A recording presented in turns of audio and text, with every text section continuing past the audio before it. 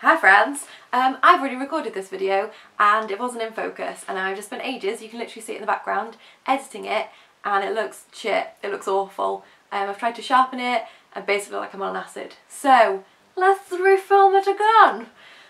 So I'm going to talk about the least sexy experience of my life, and that is making a baby. So it's time for another episode of Cody overshares on the internet, making a video that nobody asked for and ruins her chances of ever getting a real job. Ta-da! Catchiest title. So on our honeymoon, when Stephen and I decided let's make a baby, I thought we'd just be like, oh yeah, let's make a baby, let's, you know, do the do, and then I'd miss a period and then suddenly I'd be growing a child inside my womb, it would be beautiful, I'd be elegant, I'd wear dungarees and paint a nursery.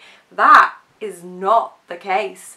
Holy crap. So for some backstory, we started trying in September, got pregnant in October, lost the baby end of November, beginning of December. So it's not been overly successful, and as I hope you can tell right now, I'm actually just chunky and not pregnant. I cannot tell you the amount of times in the past few months I've pissed on my own hand. Not deliberately, it's not a sex thing, it's just bad aim. I have to take a buttload of pee tests, obviously pregnancy tests, but also ovulation tests. I've got little pots to pee in, literally have a pot to piss in. Upstairs I have an egg cup, and downstairs it's a little pot that we got with a Chinese takeout meal that you put sauce in.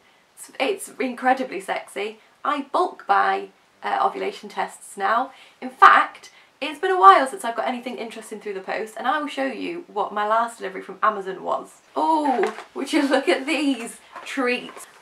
This bumper pack of 30 one-step ovulation tests, which say that they supply to the NHS, so these are dip ones, thank God. It makes it ever so slightly less possible you're going to weigh on your hand, but who can be sure.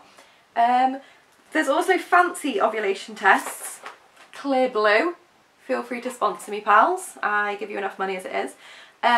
So these are like fancy ones. You get like a little machine, and rather than having to try and read a line, it's like smiley face, cracking, eggs are coming out, or a circle, no mate, now's not the time.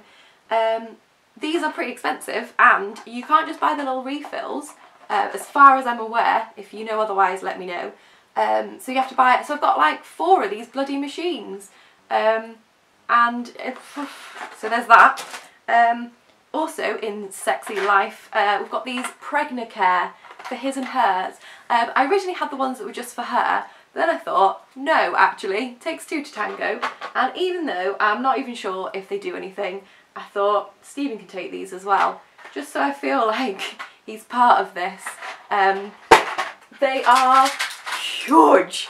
They're so big. Stephen's are an ominous like black colour, and mine are sort of an on-trend coral.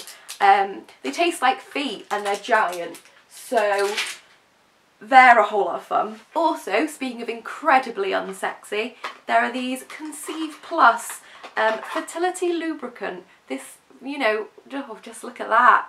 So you know, you're in the mood and you're like, oh, 1 second babe, just gotta pop open this little, and then not so sexy. Another non-sexy thing is tracking your fertile days. So I have 4, count them, 4 fertility apps, and I'm not even sorry. Got Natural Cycles, which is what I'm actually getting rid of. I paid for that one. Got a little thermometer-y thing. Cost about 50 quid altogether, which I'm starting to realise is a bit of a rip-off for several reasons. One of which being, it never knows what's going on. It just moves it around. It's like, oh, you'll ovulate on Friday, as Saturday, Monday.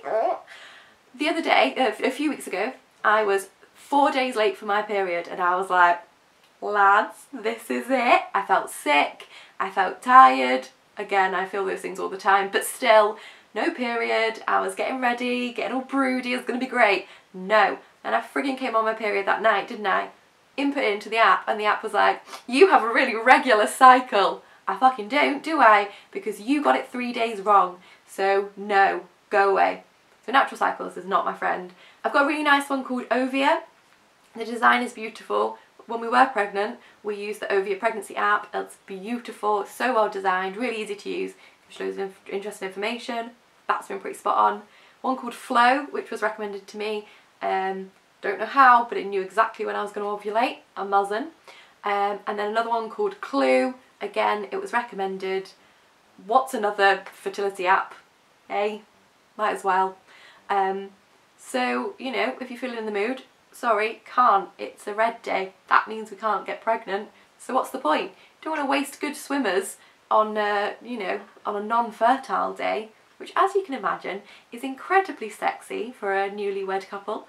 And Stephen loves the pressure. I mean, what guy wouldn't? We've got exactly 24 hours to get pregnant. Let's go. So it is very unsexy.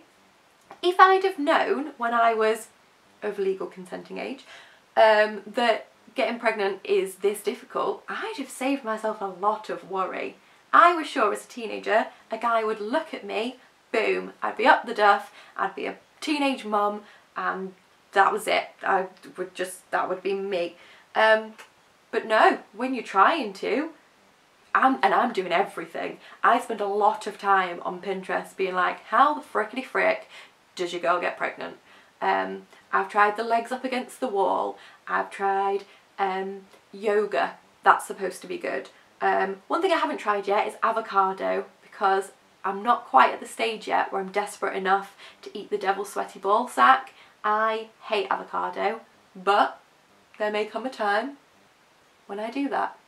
Watch this space.